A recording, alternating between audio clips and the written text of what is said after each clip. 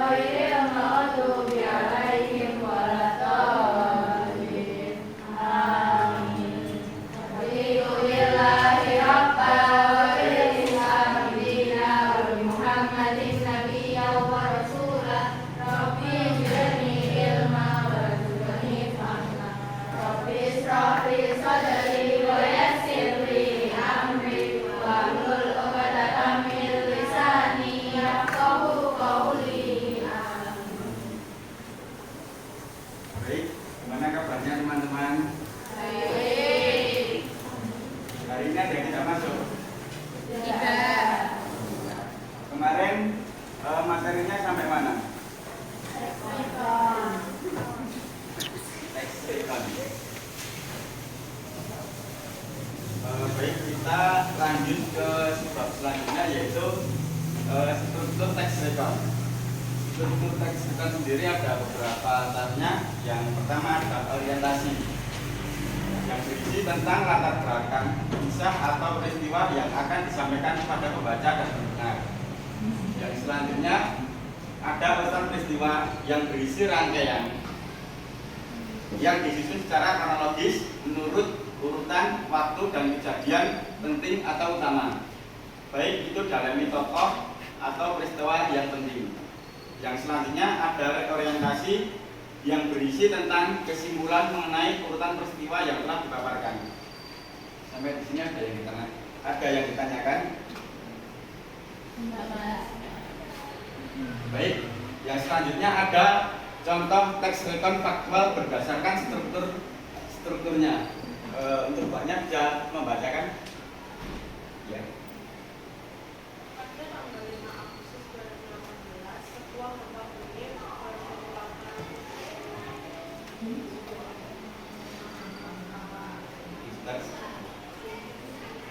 menggunakan Pulau Lombok, Nusa Tenggara Barat. Gempa tersebut terjadi pada pukul 19.46 dan dirasakan di seluruh pulau serta di beberapa daerah sekitarnya seperti Bali dan Bintang.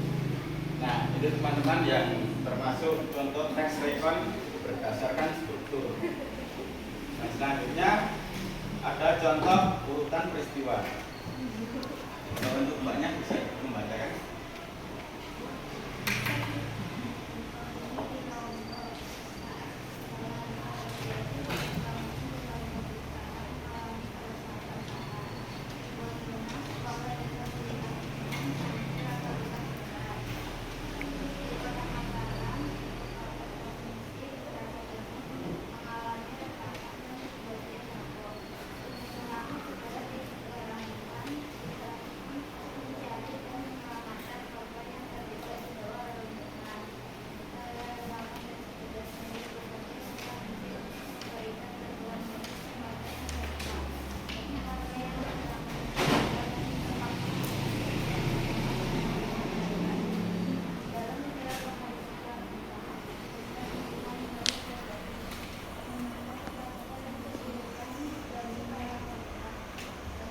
Orientasi.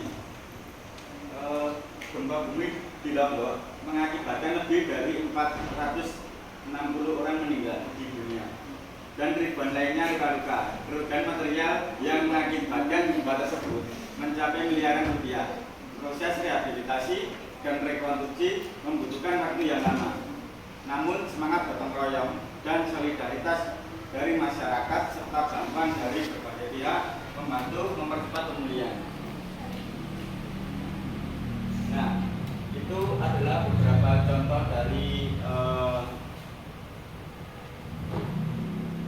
dari teks rekon faktual dan contoh dari dari urutan peristiwa dan contoh reorientasi.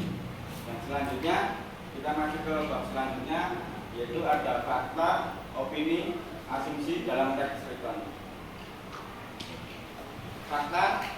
Fakta merupakan peristiwa, kejadian atau informasi nyata yang benar-benar terjadi dan dapat dibuktikan kebenarannya, dan digunakan untuk menceritakan kembali suatu kejadian berdasarkan kenyataan, bukan hasil imajinasi.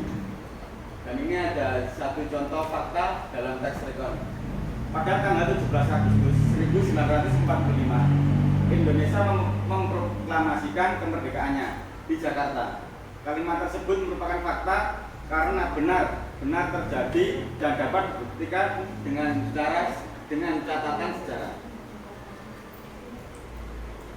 Baik, ada yang mau ditanyakan tentang fakta? Iya. Kita masuk ke bab selanjutnya, yaitu ada opini.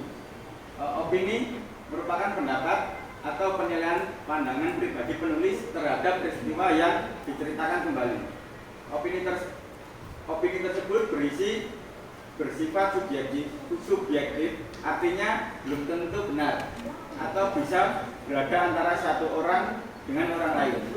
Dalam teks rekon, opini ini biasanya muncul untuk menyampaikan perasaan, penilaian atau refleksi pribadi setelah menceritakan kembali suatu kejadian.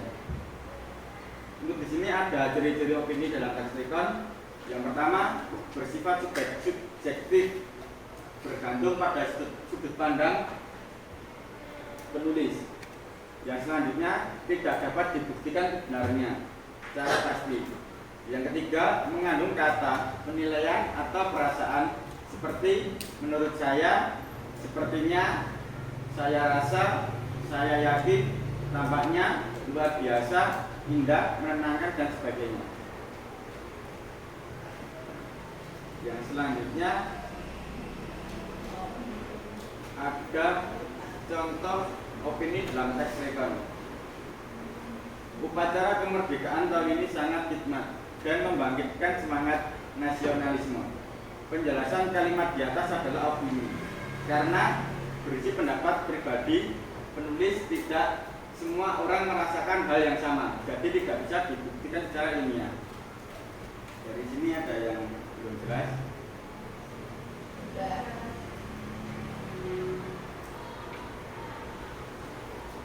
Yang selanjutnya ada asumsi.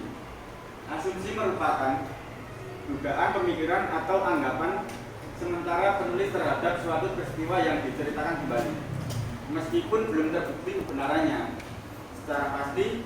Dengan kata lain, asumsi adalah pemikiran awal atau pemikiran pribadi yang digunakan penulis untuk menjelaskan hal-hal yang belum jelas atau belum memiliki bukti yang kuat.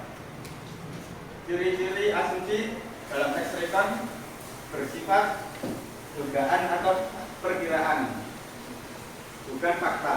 Yang selanjutnya, belum tentu benar karena belum didukung bukti nyata.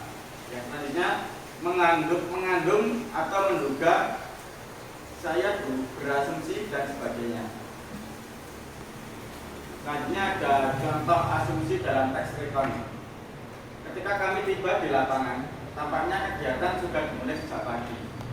Penjelasannya, kata tampaknya menunjukkan bahwa penulis hanya berasumsi bahwa kegiatan dimulai di pagi hari, tetapi ia tidak memiliki bukti yang pasti.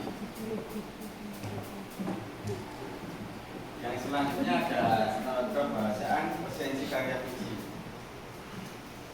Yang pertama, mengelaborasi teks rekon yang berisi tentang keterangan waktu dan tempat dan diksi, kata sifat, kata ganti, dan kata kalimat langsung dan tidak langsung. Di sini ada yang paham tentang mengelaborasi teks rekon?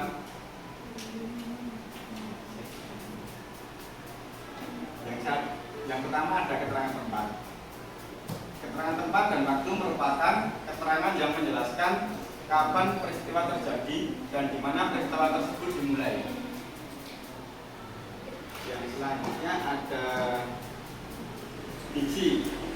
Diksi merupakan pemilihan kata atau ungkapan yang tepat, sesuai dan efektif untuk menyampaikan suatu gagasan dalam tulisan, kesan yang menarik dan menjelaskan maksud si penulis. Yang selanjutnya ada kata sifat.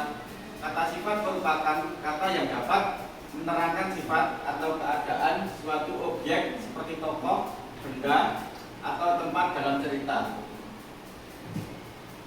Yang selanjutnya ada kata ganti promina. Kata ganti promina merupakan kata ganti yang dapat menghentikan benda, orang, atau tempat dalam cerita agar kalimat lebih efektif. Yang selanjutnya ada